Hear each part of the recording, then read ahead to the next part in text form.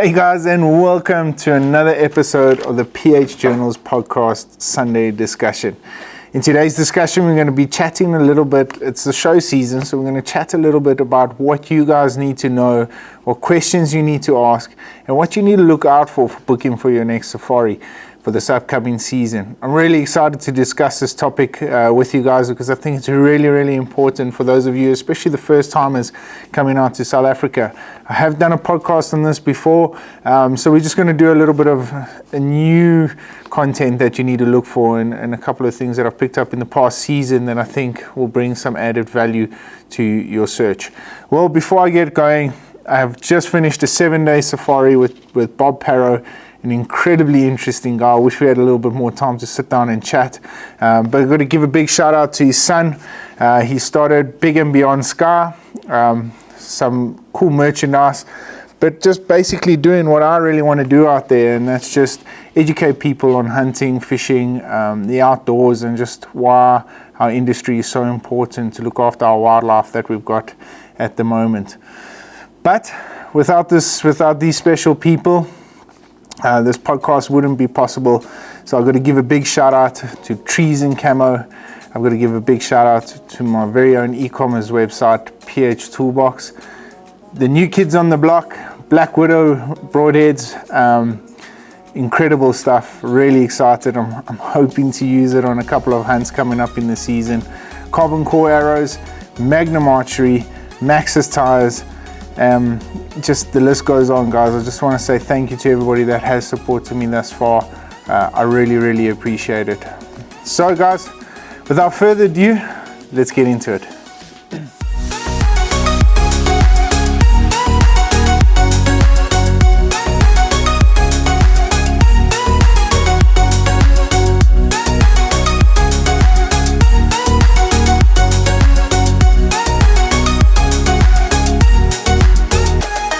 Cool guys, so show season is on our doorstep, and this will be probably my 6th, 7th year that I've been going to these shows, and I've picked up a couple of things that a lot of people have questioned, put a finger on, put a pulse on, whatever you want to call it, out there when booking for their next safari.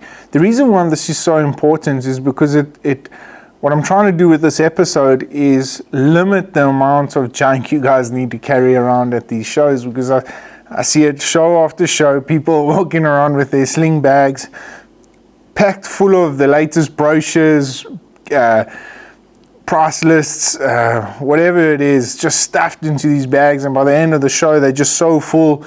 And yet I kind of predict what happens. You get home, you chuck it on the kitchen counter, and you forget about it for a couple of months without really asking, without really taking these opportunities to take those brochures out and go in depth with the people in the booths and surrounding whatever when you're trying to book your next show.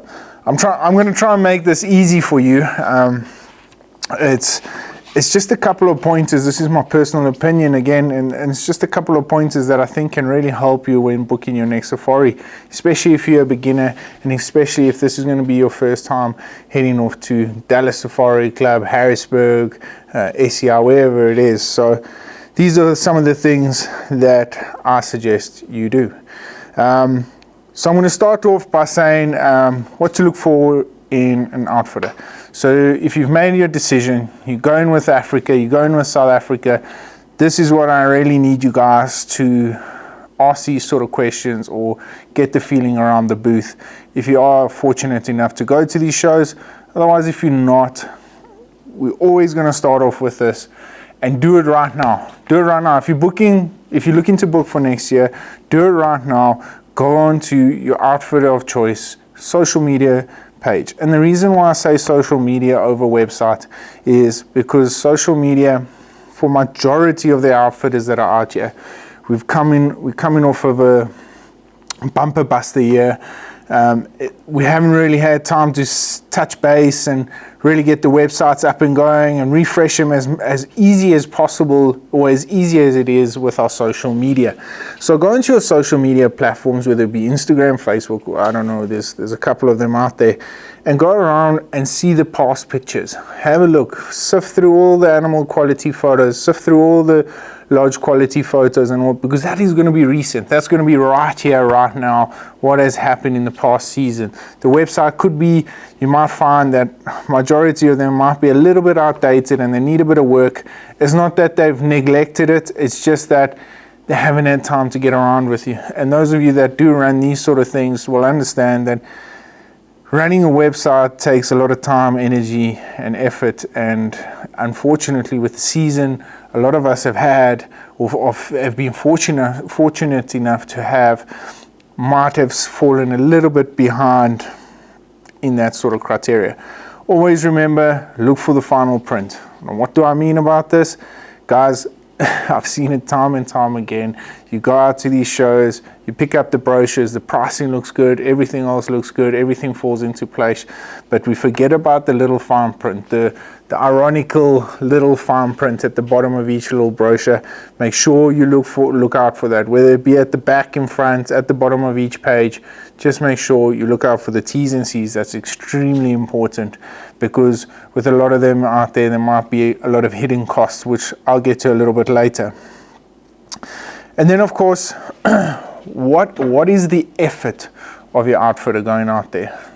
Going out there, are they trying to captivate you in a sense of animal quality, or they're trying to capture your attention by experience to Africa for an experience, or you're coming out to Africa to experience cultures and different things like that? Have a look at that, go into in depth with it, because there's a lot of different people out there, and guys are looking for different certain experiences when they're coming over to South Africa, especially the guys that have been here before, a number of times before. They're looking for something different, and go out there, interact with your outfitter about it, and just see what they can really bring to the table.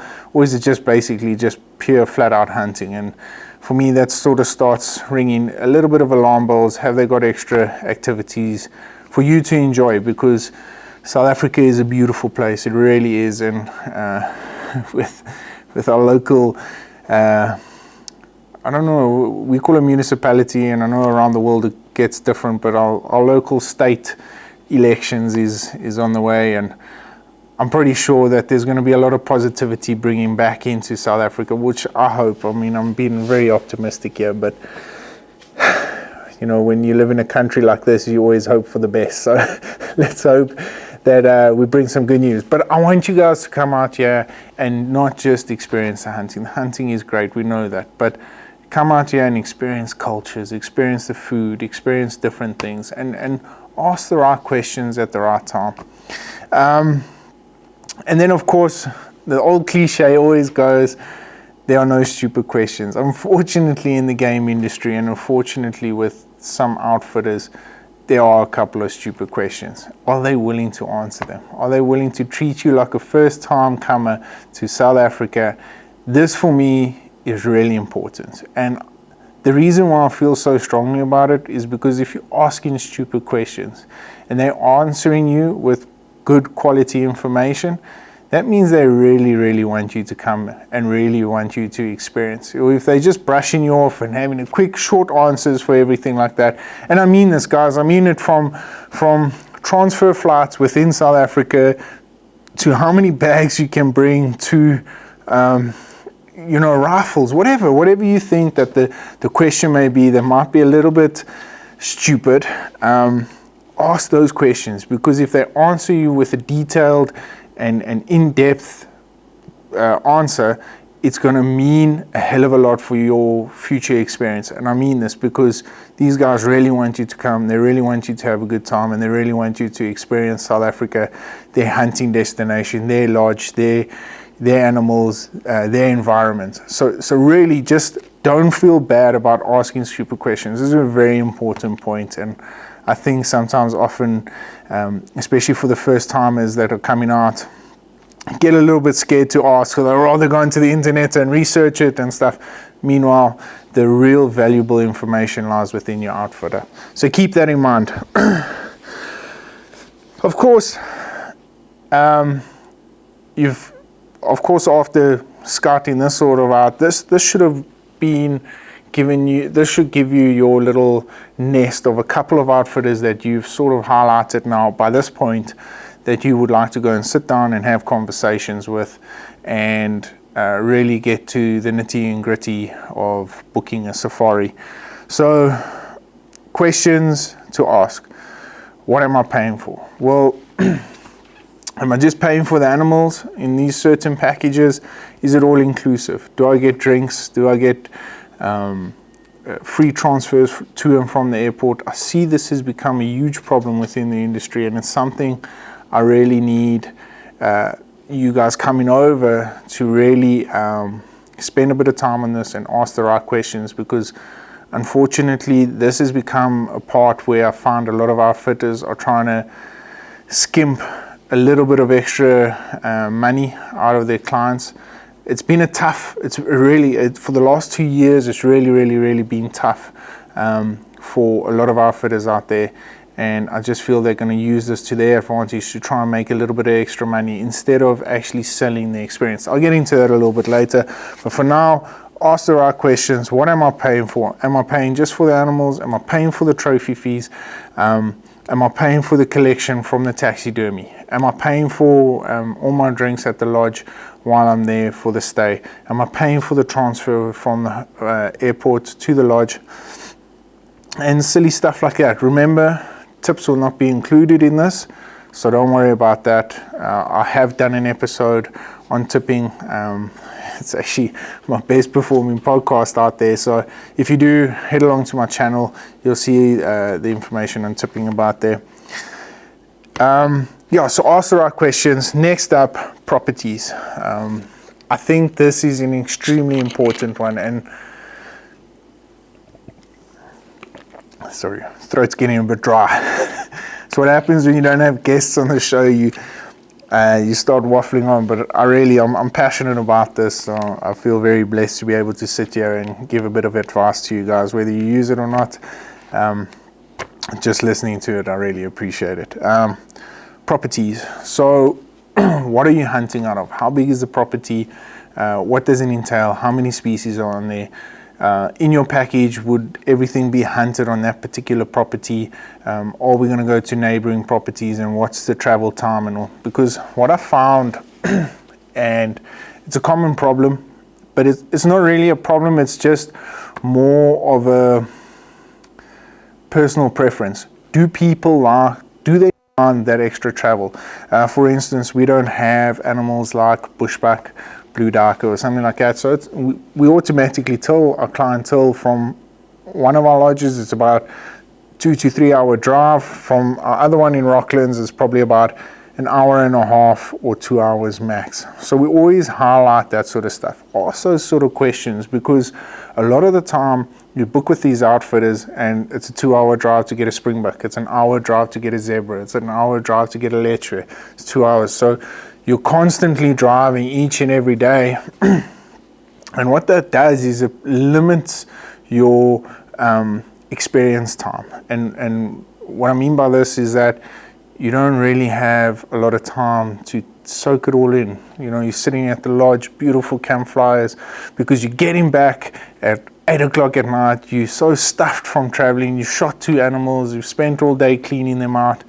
You're getting back, all you want to do is go and sit around the boma and enjoy a nice big bonfire, but you can't because you're so tired, and you know, these sort of things. So ask those sort of questions. Are you prepared to do that? We're talking to a different kettle of fish now. By all means, go for it, guys, because that's another part of this whole industry.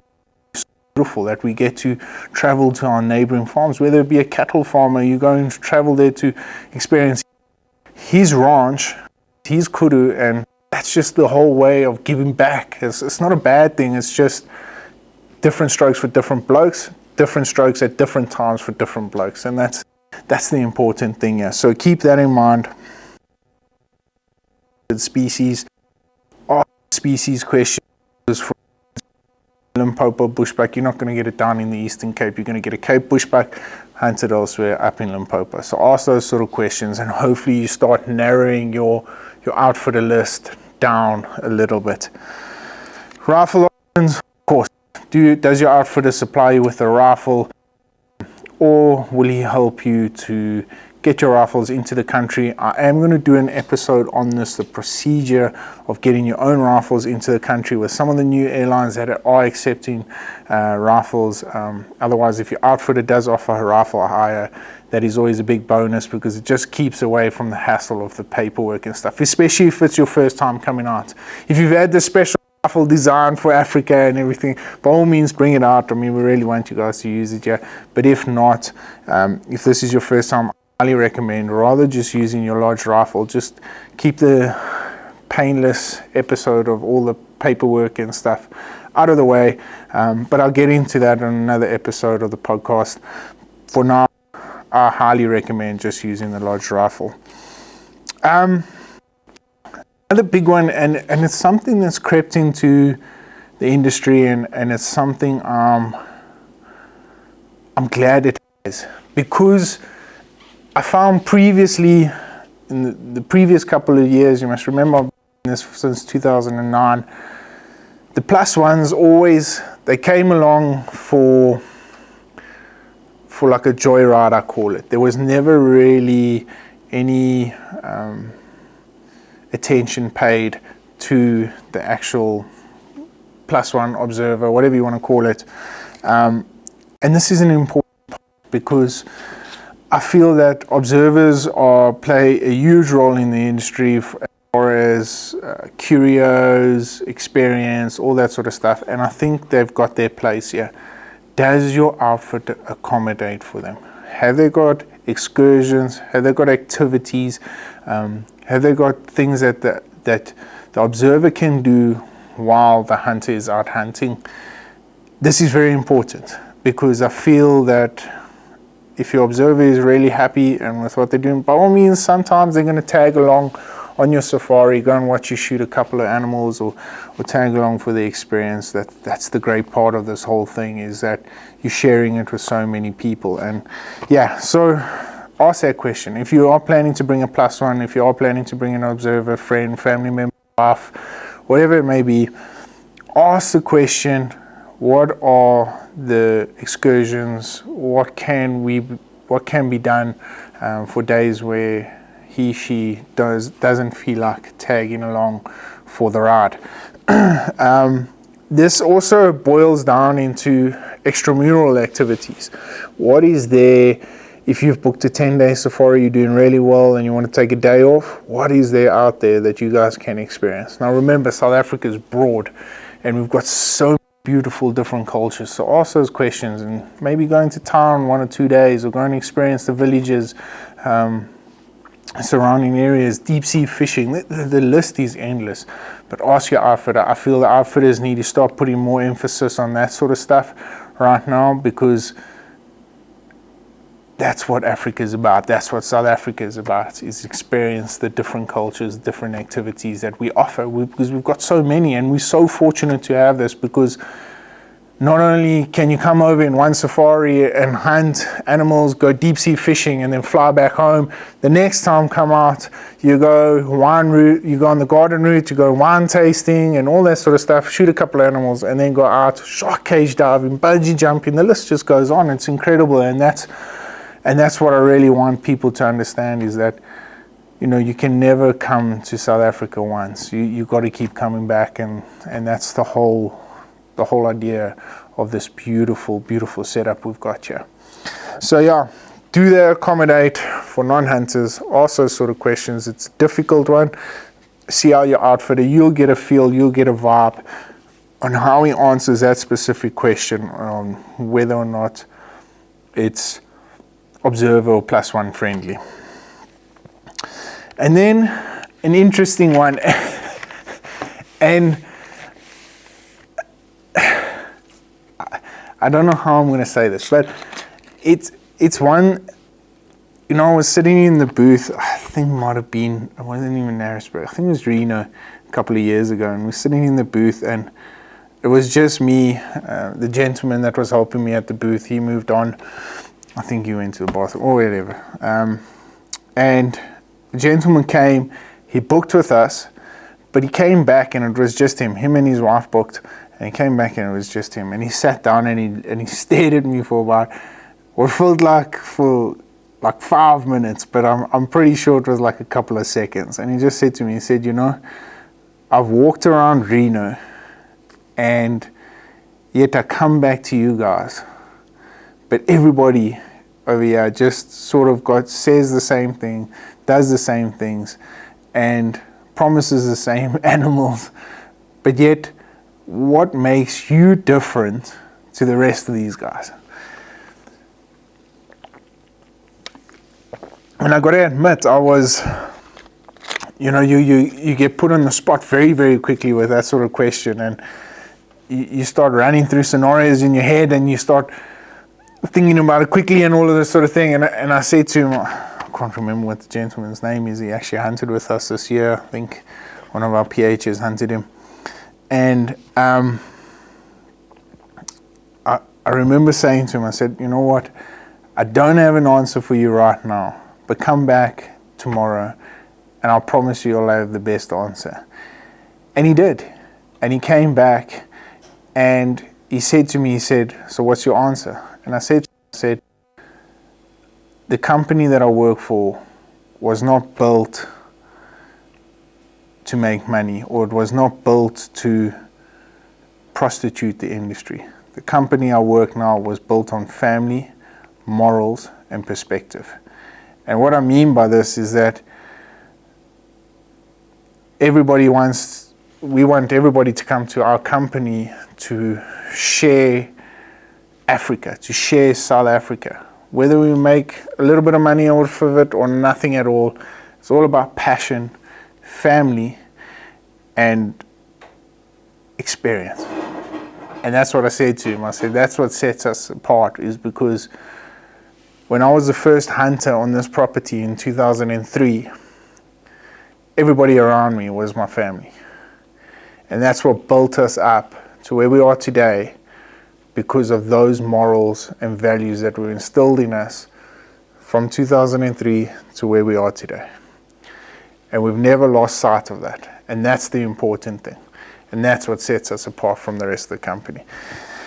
That's for another discussion. I have explained in a couple of my YouTube episodes and podcasts why I do what I do. And I'd appreciate it if you guys go along and watch those episodes. But that's it. Ask that question. What sets you apart from the rest of these guys? Because to be honest with you, you can walk past 1,000 fancy booths. You can walk past smartly dressed outfitters, smartly dressed PHs that wear shorts at the shows. Well, I'm one of them. You can walk past 1,000 of these people.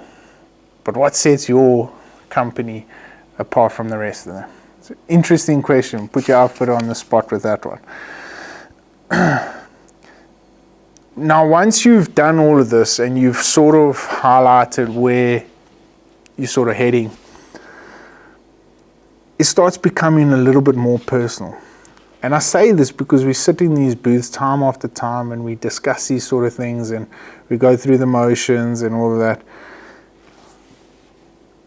Are you just going to become a number, or are you going to become family? Are you going to be somebody that's going to leave there and be remembered for what you've done, for the experience you've had? Or are you going to just be somebody that's just gone through the cracks and sifted out the very next, the next week? It's an important one because I feel in today's age and today with the way the industry is going, it's important to set up family. No, that's not the right way to say it, but it's important to set up relationships with your outfitter, because to be quite honest with you, the way the industry is going, one outfitter would be able to in time be able to offer you a lot more of the African experience than what you outfitter hopping will do. And this is an interesting one, because I feel that there's a lot of times that people just come in, they just blow through the cracks and they go and they have an alright experience, and then they leave and they'll get back and they'll be like, that was really nice, I had a good time, but Have you left a mark? If it left a mark on you enough to remember them for a long time, and vice versa. That's an important way in leaving a legacy behind in Africa, and them wanting you to come back next year, because that's where the real deals start happening, is because you're a returning client now. You really want the best service, you want the best prices and everything. We'll get into that, but right now that's the important one. Getting back into the whole deal side of things, are they just giving you a deal to get you there, or are they doing you a deal because they genuinely want you to come out there? And this is important, guys, and a couple of things is that I feel that there's a lot of question marks to be asked around what sort of deals are you getting there. You're saying, this is what I want to do, this is the package that I'm looking at, and they're just slicing prices left, right, and center, or they're engaging in a conversation. Well, why don't you do this? Why don't you do that? Let's offer you this, let's do that. Because I often feel that people just want to book, and not really look after the customer's needs, satisfaction, questions, that sort of stuff. So this question boils down to everything I've asked before. What to look for. Fit in the booth. Are they giving you all the attention that you need? Are they answering your questions with in depth? Ask the stupid questions. What are you paying for? Are they, slashing price? Oh no, I'll chuck in free drinks, or I'll chuck in a free transfer from the airport, and that sort of thing. So look out for those sort of things. And if you feel that you're getting a good deal, but some of it seems dodgy, your gut will tell you, rather just back away, or go out there and get a couple of references. Phone the references. That's another important topic, is references. Phone them. Have a look at them. Are they genuine guys, or are they just agents that they've put in as references? Phone them. Have discussions with them. Have conversations with them. Go back on their social media. Have a look when these guys actually hunted them. How long ago? Was it recent, or was it a couple of years ago? And have a feeling like that. At the end of the day, if you pick, there's bad outfitters out there, guys, and there's guys that are there that are going to start taking chances. At the end of the day, with our modern day technology, if you pick a bad outfitter of today, unfortunately, and I say this with the utmost respect to the people that have done this before, unfortunately the blame's on you. Because there's more than enough tools for everybody out there to go on there and do a little bit of research, ask a couple of questions for you to choose the best possible outfitter that suits you, suits your personality, and suits what you want to do. So keep that in mind. I think that's a really, really important one. Do the homework, do the research. Yeah, guys, so just in closing, show season starts officially for me on the 1st of January. I'll be heading out to Arizona to help my good mate, Mr. Pat Dugan, pack up our trailer. And our first stop will be Dallas Safari Club. I believe it's the 6th of January that we'll be there. So if you are in the area, please head along to the booth. I've got a couple of cool PH Journal shirts, caps, stuff that I'll be handing out. Really would appreciate a little bit of support. If you want to inquire about Hunters Hill and where I work and that sort of stuff, by all means head along. I'm all for the conversation. It might be great to meet a couple of you guys out there, so I really, really am looking forward to it. We head on to Texas, where we'll do a bit of hunting. Hopefully I can bag myself my first North American species.